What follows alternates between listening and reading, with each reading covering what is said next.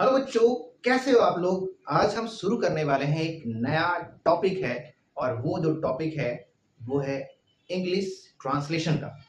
हाँ बच्चों, मैं इंग्लिश ट्रांसलेशन की ही बात कर रहा हूँ और हम सबसे पहले बेसिक से बात करने वाले हैं। सबसे पहला जो बेसिक है इंग्लिश सीखने का, अगर आप इंग्लिश से डरते हैं और अंग्रेजी में आप बहुत ही कमज़ोर हैं तो ये वीडियो आपके लिए ही है। वीडियो को अंत तक देखेंगे और आई होप कि हम कोशिश करते हैं कि आपको बातें समझ में आ जाए और आपको जो इंग्लिश का डर है, इंग्लिश का जो भय है, वो बिल्कुल ही समाप्त हो जाए।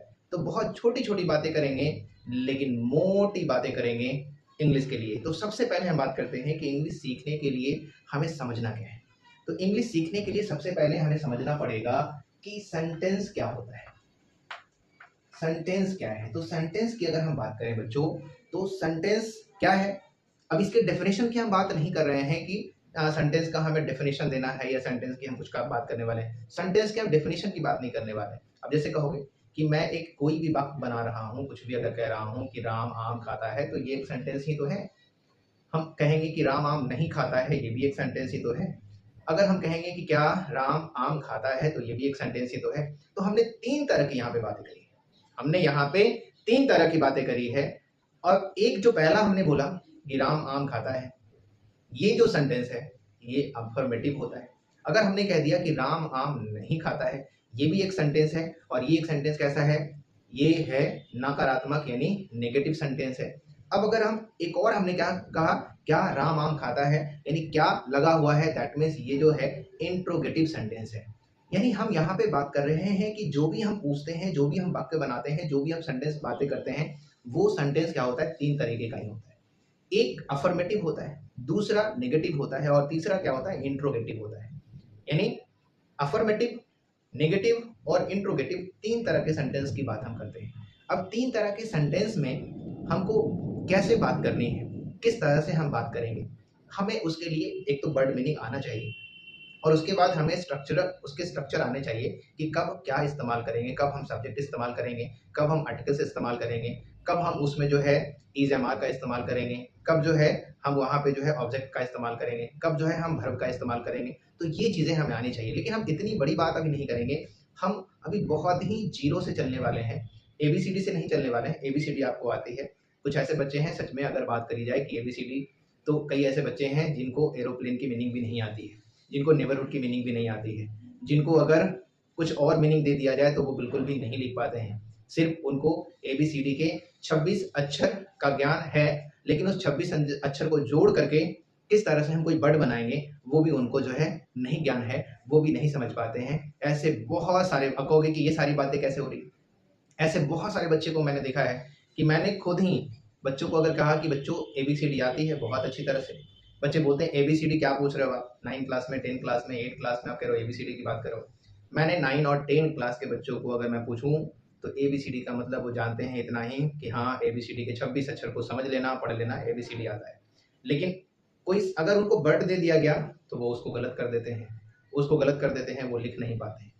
11th क्लास के बच्चों को अगर बोल दिया जाए कि एबीसीडी आती है, ऐसे बहुत सारे बच्चे हैं हमारे कंट्री में, हमारे खास करके हमारे बिहार में इंग्लिश बहुत सारे बच्चों की कमज़ोर होती है, लगभग लगभग बच्चों की कमज़ोर होती है। एक तो वो समझते हैं कि हमारा एक्स्ट्रा सब्जेक्ट है, दूसरा वो कभी उनको कोई पढ़ाने वाला मिलता नहीं है और इस कारण से वो इन चीज़ों से वंचित रह जाते हैं।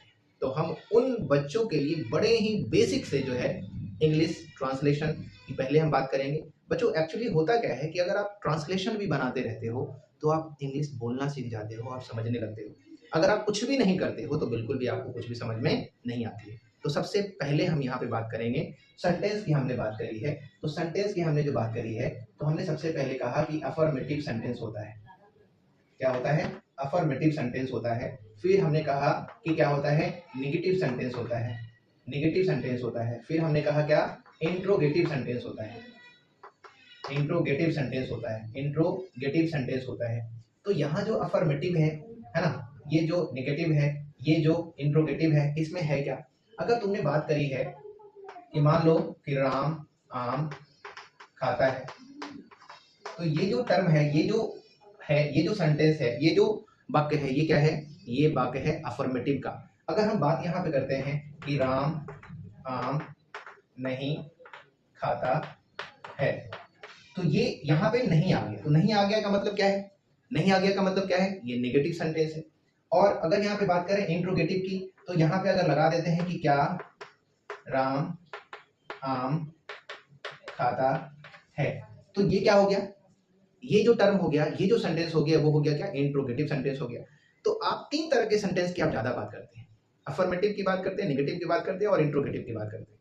तो यहाँ पे हम अब बात करने वाले हैं, किसकी बात करने वाले हैं? तो use of is M are की बात करने वाले हैं। Use of is M are की बात करने, तो use of is M are की बात करने से पहले, use of is M are की बात करने से पहले इसमें जो यूज होने वाले कुछ टर्म हैं, जैसे टर्म क्या है? तो सबसे पहला जो टर्म होता है इसमें पर्सन की हम बात करते हैं।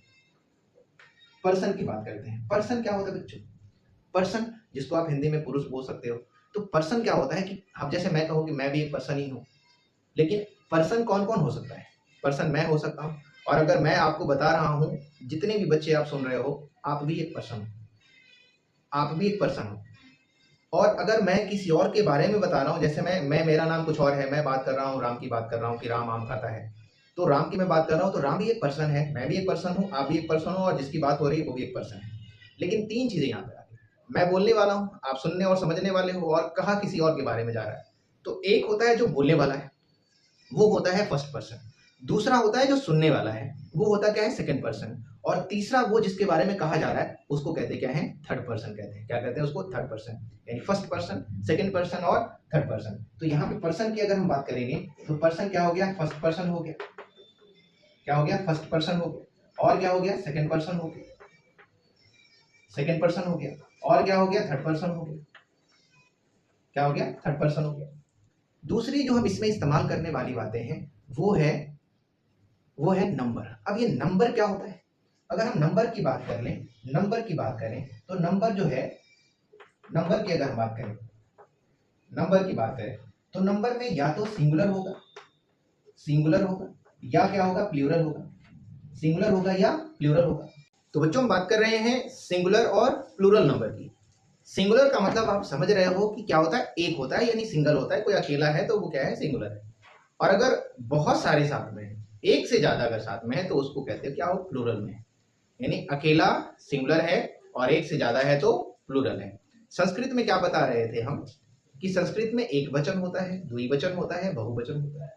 यानी एक है, दो है और तीन है, यानी अधिक है।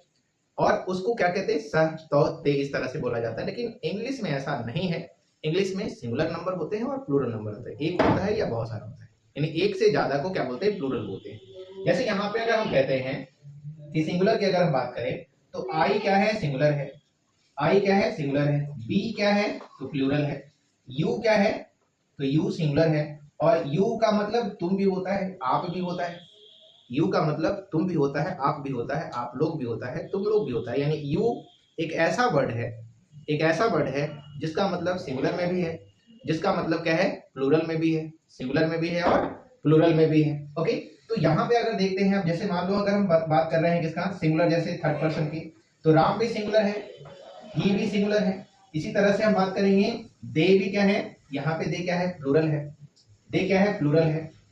यहाँ पे बात करेंगे, बॉयज की बात करेंगे, तो लड़के क्या है? प्लूरल है। तो अगर एक अकेला सिंगुलर, एक से ज्यादा, तो अंग्रेजी में क्या होता है? प्लूरल हो जाता है, यानी सिंगुलर एंड प्लूरल नंबर। तो यहाँ पे बहुत सारी चीजें हैं। तो इज एम आर का यहाँ पे जो हम यूज करने वाले हैं, इसमें आपको पर्सन को ध्यान रखना है, इसमें आपको नंबर को ध्यान रखना है, इसमें आपको सब्जेक्ट को समझना है, और इसमें आपको नाउन या ऑब्जेक्ट को समझना है। ओके, तो यहाँ पे हम बात कर रहे हैं use of is M are. लेकिन किस कंडीशन में हम यूज करते हैं इज एम आर का? किस कंडीशन में हम यूज करते हैं इज एम आर का? चलिए आइए समझते हैं। तो बच्चों, जिस वाक्य के अंत में, यानी जिस किसी सेंटेंस के अंत में हूं लगा रहे, है लगा रहे, हो लगा रहे या है लगा रहे, समझना है बच्चों। मैं क्या कर रहा हूं कि जिस किसी वाक्य के अंत में हमने क्या पढ़ना है? Use of is M R, use of, तो भी हम देखने वाले हैं use of is M R. तो use of is M R कहां करते हैं, किस तरह के सेंटेंस में करते हैं? तो बच्चों, जिस किसी सेंटेंस के लास्ट में, यानी जिस किसी वाक्य के अंत में हूं, है, हो या हैं हो, समझना है मैं क्या कह रहा हूं। मैं कह रहा हूं कि अगर किसी सेंटेंस के अंत में हूं रहे, किसी सेंटेंस के अंत में क्या रहे, हूं रहे, या किसी सेंटेंस के अंत में हो रहे, या किसी सेंटेंस के अंत में है रहे, या किसी सेंटेंस के अंत में है रहे, तो यहां पे क्या कह रहा हूं, हो की मैं बात कर रहा हूं। क्या कह रहा हूं, हो, यानी अगर हो है, हूं है और हैं है, देखना पड़ेगा, समझना पड़ेगा। हैं का मतलब यहाँ पे देखो एक चंद्र बिंदु लगा हुआ है, हैं, और देखो हूं, हो, है, तो हूं के साथ आपको जाना है तो एम का यूज कर लो, हो के साथ जाना है तो आर का यूज कर लो, है के साथ जाना है तो इज का इस्तेमाल कर लो, और है के साथ जाना है तो आर का इस्तेमाल कर लो। यानी यहां पर ही हमको समझ में आ रहा है कि क्या इस्तेमाल करना है। हूं एम के साथ, हो आर के साथ, है इज के साथ, और हैं आर के साथ जा रहा है। तो ये चार चीजें हमें इस्तेमाल करनी है, और हम first person, second person, singular और प्लूरल के साथ में। तो हम यहाँ पे बात करने वाले हैं फर्स्ट पर्सन की, फर्स्ट पर्सन की, फिर हम यहाँ पे बात करने वाले हैं सेकंड पर्सन की, फिर हम यहाँ पे बात करने वाले हैं थर्ड पर्सन की, थर्ड पर्सन। तो देख लो बच्चों क्या है यहाँ पे। फर्स्ट पर्सन की अगर बात करेंगे तो फर्स्ट पर्सन की अगर हम यहाँ पे बात करेंगे, यहाँ देखते हैं फर्स्ट पर्सन के सिंगुलर नंबर में, फर्स्ट पर्सन के सिंगुलर नंबर में, और फर्स्ट पर्सन के प्लूरल नंबर, यानी फर्स्ट पर्सन की हम बात कर रहे हैं इस तरह से, और फर्स्ट पर्सन के सिंगुलर और प्लूरल की बात कर रहे हैं, सिंगुलर और प्लूरल की बात कर रहे हैं। आपको बताया हमने कि सिंगुलर क्या होता है, प्लूरल क्या होता है, सिंगुलर नंबर क्या होता है, प्लूरल नंबर क्या होता है, ये हमने अभी बात करी। तो यहाँ पे हम देख रहे हैं first person, second person, third person, उसके साथ देख रहे हैं सिंगुलर और प्लूरल नंबर को। तो कैसे समझते हैं, देखते हैं। जैसे मैं यहाँ अगर बात करूं कि मैं खुश हूं, मैंने कहा कि मैं खुश हूं, मैंने कहा मैं क्या हूं, खुश हूं, मैं खुश हूं। तो मैं खुश हूं मतलब मैं तो अकेला ही हूं, मैं तो अकेला ही हूं। और अगर यहाँ पे हम लिख दें कि हम लोग खुश हैं, हम लोग खुश हैं, यानी हम लोग आ गए तो हैं लग गया, हम लोग आ गए तो क्या हुआ, हैं लग गया। अब यहाँ पे देखो, यहाँ पे लिख देता हूं तुम खुश हो, तुम क्या हो, खुश हो, तुम खुश हो, तुम खुश हो, यानी यहाँ पे तुम के साथ क्या लग रहा है, हो।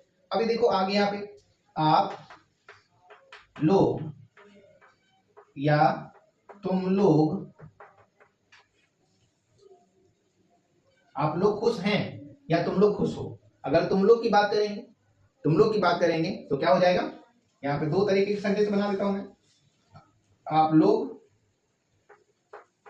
खुश हैं, और दूसरा क्या, तुम लोग खुश हो,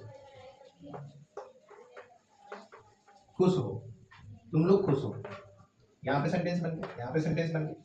अब ये जो सेंटेंस बन रहा है, आप लोग खुश हैं, तुम लोग खुश हो, यहाँ तुम और यहाँ पे आप, अंतर है दोनों में थोड़ा सा।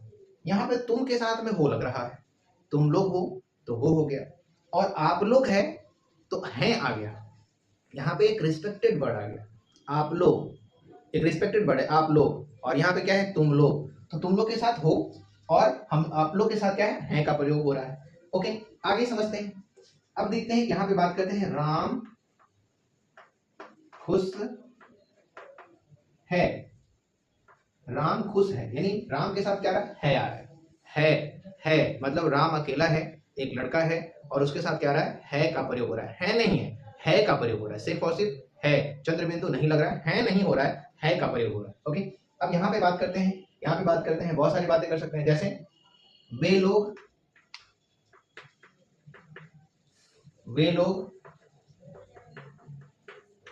खुश हैं, वे लोग खुश हैं, वे लोग खुश हैं की बात हो रही है, वे लोग खुश हैं। या हम कर सकते हैं लड़के खुश हैं, लड़के खुश हैं, यहाँ पर भी प्लूरल वर्ड है, लड़के खुश हैं, यहाँ पर भी क्या है, प्लूरल वर्ड है। अब यहाँ पे समझना है कि फर्स्ट पर्सन है ये मैं, सेकेंड पर्सन क्या है तुम, थर्ड पर्सन क्या है कोई अन्य जिसके बारे में कहा जा रहा है।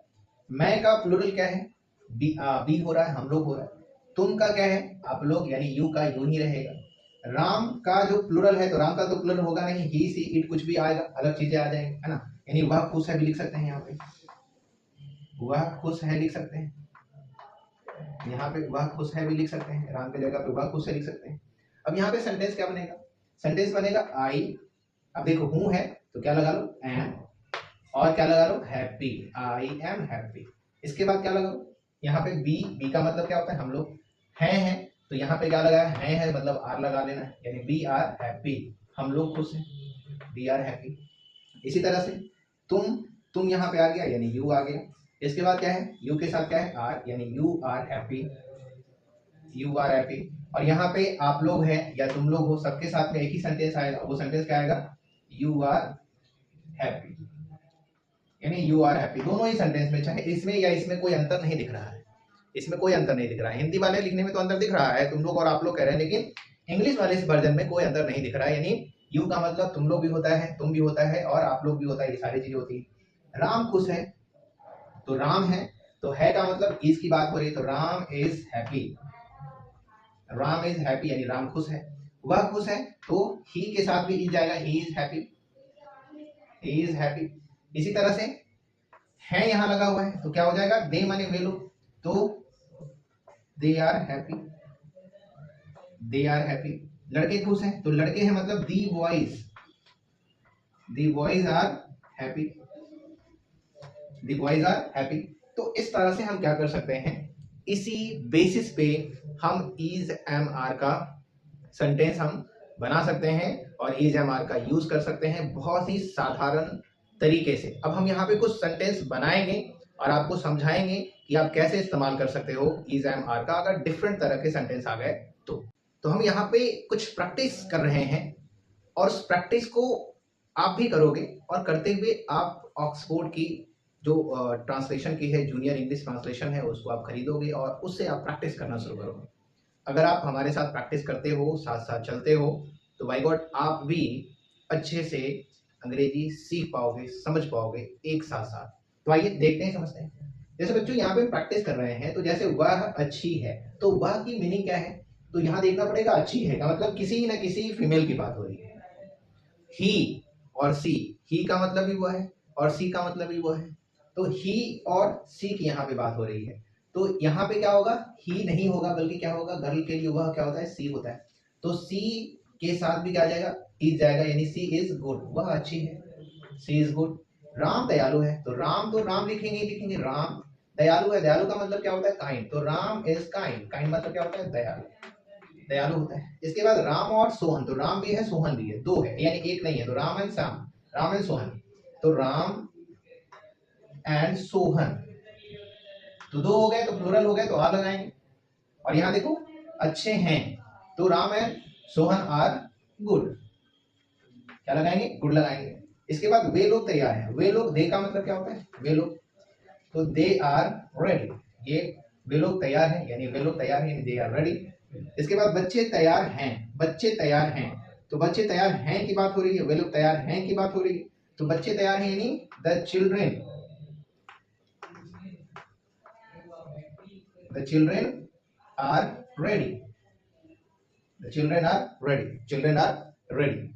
वह भूखा है, वह भूखा है मतलब कोई भी भूखा है, तो वह भूखा है, तो यहाँ पे लिख सकते हैं ही इज हंग्री, हंग्री का मतलब क्या, भूखा, हंग्री का मतलब क्या, भूखा होता है।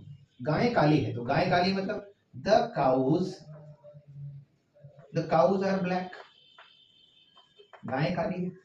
राम और मोहन युवा और स्वस्थ है, तो राम है, Ram and Mohan, Ram and Mohan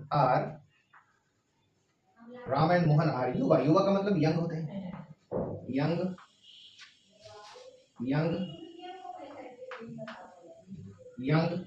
and healthy, Ram and Mohan क्या है, यंग है यानी युवा है, और हेल्दी भी है यानी स्वस्थ भी है। तो इस तरह से आपको प्रैक्टिस करने हैं और अपनी इंग्लिश स्किल को आगे बढ़ानी है। आपको ये वीडियो कैसा लगा, कितना इंफॉर्मेटिव ये वीडियो है, आप कमेंट में बताएं। और चैनल में अगर आप पहली बार हैं तो आपको बहुत वैरायटीज़ की वीडियो जहाँ मिलेंगी, अलग अलग जो भी चीज़ें मोटिवेशनल हो गई, पढ़ाई से रिलेटेड चीज़ हो गई, बहुत सारी वीडियोज़ आपको इस पे अवेलेबल मिलेगी। अगर आप पहली बार अगर इस चैनल पे आए हैं तो चैनल को सब्सक्राइब कर लें, शेयर भी कर दें और कमेंट जरूर करें। और अगर आप पहली बार हैं तो बेल आइकन को दबा लें ताकि जैसे ही मैं नेक्स्ट वीडियो बनाऊँ आपके पास ये पहले पहुँच जाए। ओके।